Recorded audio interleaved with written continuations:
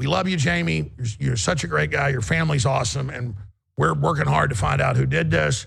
He was on the Ukrainian hit list. We don't know if that's what it is, but we know those folks are targeting me and others. I'm on that list, so is Elon, Chase Geiser, and many others. And so please pray for us. But at the end, you'll see a little clip from a few years ago where I talk about Jamie and how we were so simpatico. You know, I mean, more than anybody up here, this guy would know what I was thinking before.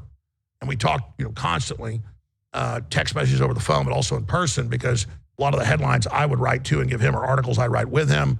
And it's just, and I was always wanting to get him more on air. He didn't want to do it. I was always like, man, Jamie's cool. I ought to hang out with the crew more, but I'm always so busy. And he's such an amazing guy. And he loved me so much, and I love him. And he's in heaven now. So we love you, Jamie. Yeah, this is just wild. So this is live right now, but we'll post this to X later, and we'll add the date up front so that we can find out exactly when this was shot. But just an amazing person. And it's a real loss. But, he was where he wanted to be, a real fighter, and just God bless him. So we love you, Jamie, and we appreciate the crew as well. Love you all. Makes me love you more than ever. And Owen Schroyer is coming up after this in about 15 minutes with The War Room, 3 p.m. Central. So please tune in to share that. Here's Jamie's only known interview we have with him. Here it is. I think Jones is onto something with this this war stuff being kind of timed with, we're at the last stages of this sort of currency collapse. With this money printing and the inflation, it all kind of has an end game, and these people in power know that the end is coming. So the only way to really get out of something like that is, like a global war. Everything that all the other writers do just on the weekends, and me. So I'm the editor, I'm the writer, I'm the webmaster, do all that stuff. As far as like the day-to-day operations, it's really just me, Adon, Kellen, and Ben. Wow. And then we got, Paul and Steve are in the UK, Dan Lyman is in Florida. I'm still so amazed that people don't know that Obama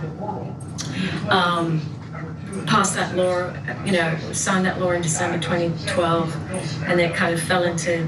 The propaganda thing? Yeah, where it said the propaganda doctrine? Yeah, so... The government can lie to you legally? Yeah, it's like, please. Yeah. That should be like that should be a front page banner every day.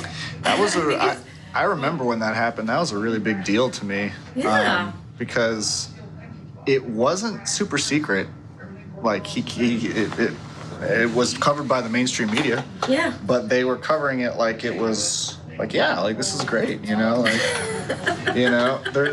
saying it'll do the opposite of what it does, this will crack down on propaganda. It's like, but you just made propaganda illegal. No, I mean, it's like the what was it, the inflation thing. What's that thing called? The transitory thing? Well, no, the bill that they just said was going to help the Inflation Reduction Act? Yeah. It does the opposite. That's the thing that really, upsets me about these people is, their war on language. They're trying to control... Because if you can control the language, you can control how people think. Yeah. And so that's why the other side is always coming up with these terms, that they invent. And give it its own meaning and try to say that your words and the meaning that you assign to words are bigoted or racist or just not correct. The Trust and Safety Commission, It's mad. Right. But he's allowing all this child porn on Twitter and writing dissertations about, children should be able to make those decisions. What the hell, dude? I know.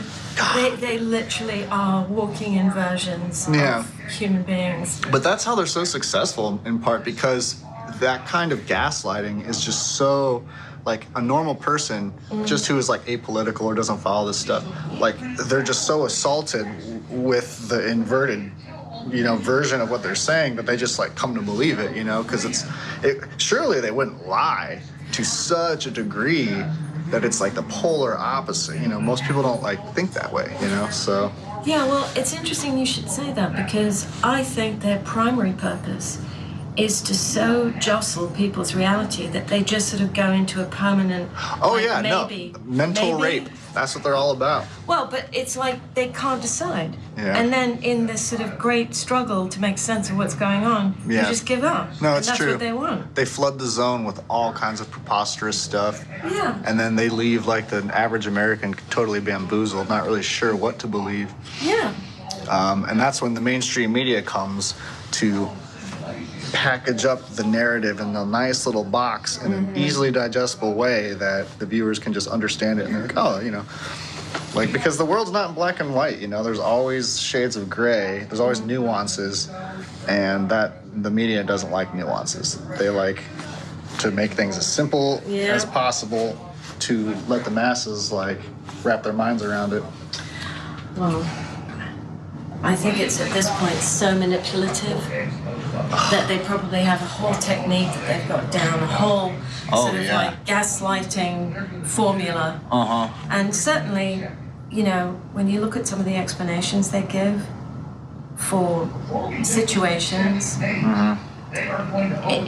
know, if you don't have a lot of knowledge, you're not going to be able to really make anything of it. It's almost like kind of, you know, I remember in a Noam Chomsky book on linguistics that he says you can make syntactic sense. You know, the bloody press secretary is good at that. Right. What a loser she is. Right. But, oh my God. Yeah, but you can make syntactic sense, but actually be saying complete rubbish. And the example he gave was, colorless green ice cream sleeps furiously. It's kind of beautiful. Yeah, sounds great. Yeah, it sounds like you actually said something. Right, exactly. Well, I suppose you did. It's sort of fabulous Well, poetry. but something that has like meaning behind it, but there is no meaning. Yeah, there. it's just that it's syntactically correct, but Yeah. you said nothing. Yeah. Well, that, in that way, that example is not great. But, I mean, how many times have we heard Jean-Pierre, you know, Corinne Jean-Pierre, say literally nothing? Yeah. Oh yeah, but what's funny about her is that she's not even good at it. So that's why she's Yeah. always getting dragged, because it's like she's just such an easy target. Like, Yeah. what's her name? Oh, Peppermint Saki, Patty, yes. wasn't it? Saki. Yeah. You know, Jen Psaki. she was awful, but at least she was somewhat good at lying. Well, Like, she was slippery. you know what she was? She struck me like a sort of a la maîtresse, you know, the sort of like S&M madam. Yeah. She had this kind of like cutting thing that she would do to everyone. She was good at it. Yeah, she But was. I don't know if she was good at lying. She was just very confident about going. She was. What I'm She saying- could package the lies up much better. I feel like than Jean-Pierre. Like it was. Yeah. It was a little trickier to nail her down. Yeah, the circle back was the big Yeah, weak yeah, thing, oh because my that became like a God. joke. Right. I have to circle back to that. Yeah. You know, it's like, oh, Yeah. God help us. I think my favorite one is somebody cut together all these things of Corinne Jean-Pierre, like going, I don't have an answer. Oh, I have nothing for you. Yeah, I have nothing. Just what? I mean, it's just like, I'm sorry, that's just your bloody job. Right. What do you mean you have nothing for me? You've been like knitting in the White House or something. Right. Like what's that? What's in that binder then? Yeah, You know? well, that also is really pathetic. Yeah. Her always reading from that binder is so helpless. Did you see the other day where she was asked a question and she like referred to her binder? She's like looking at it, and then she started reading off an answer that was completely unrelated to the question. I missed that. It was earlier this week, or it was last week. It was like Wednesday or something. no. Yeah, it was really good. And then she caught herself. I was like, oh, whoops. Oh, okay, yeah. This is the answer. It's pathetic. I mean, you know, look, Standard. presidents sit there and read off prompters, but that's where Donald Trump came into his own, is he just had confidence that Right. what he was saying was going to flow because he was, I pray. Well, you'd listen to the question Yeah. and then just answer it. Yeah, well, that's so hard. Right, exactly. Like, Yeah. that's the thing. Like these Biden people, like the whole idea is not to answer questions, to obfuscate, to deflect, to pivot. Like it's They've gone full Soviet Russian, Yeah. like Pravda in their head. but in a way, I'm kind of glad that it's gotten to where it has, because I remember in the pre-Trump age, you know, like Bush era, you know, Obama a little bit, they were doing the same thing, but they were just much more polished. They had a lot more gravitas, you know, like people took it more seriously. And Trump came in and just sort of like pulled the curtain back, and it forced them to get even more like crazy and become more overt in their sort of like belief systems. So now they're just like completely exposed, like caricatures of their former selves. Yeah. And it's just much easier now to sort of put the spotlight on them and show people how ridiculous they are. Before you had to like kind of fact check, you know, like you know, Obama would say something that sounded so nice, and like, how can you argue with that? How can you argue with what he just said? But then you have to kind of like dig into the meaning of it a little bit, and it was just not. It was a lot harder.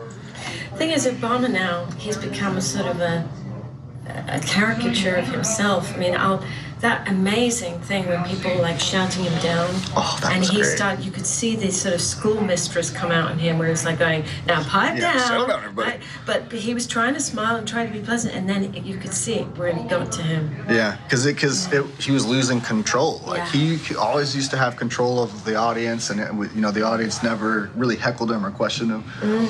But yeah, he's a hollow. Yeah, he's a hollow shell of his former self. Well, I mean, he was hardly. No, right. He was an empty suit to begin with. Yeah. But he's a sociopath, right, for sure. Right, he was a sociopath. You know, and so once his little, you know, shtick wasn't working anymore, then you see what an empty vessel he is. But, you know, he's so disgusting to me now. And when I think of that, I voted for him. I'm ashamed to admit. But, I you did know, too, I was in all 2008. into. Did you? In 2008, yeah. Yeah, I mean, I just thought. Well, it's him or McCain. It was like, Oh, God. You know that's what I'm saying. Like, it was a pretty easy choice, actually, back then. Yeah, no, well, anyway, I'll tell you, 2024 is, if everyone manages to make it and Donald Trump hasn't been assassinated and we haven't all been put in fucking, excuse my language, concentration camps, 2024 is going to be incredible because they are going to have to figure out how to outperform these fake and fraud voting systems.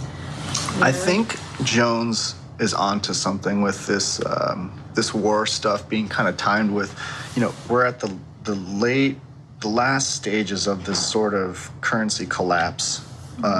You know, with this money printing and the inflation, it all kind of has an end game, and these people in power know that the end is coming. So the only way to really get out of something like that is, yeah, like a global war. Gets everyone's attention away from how did the system collapse? What, you know what I mean? It gets people more afraid, control.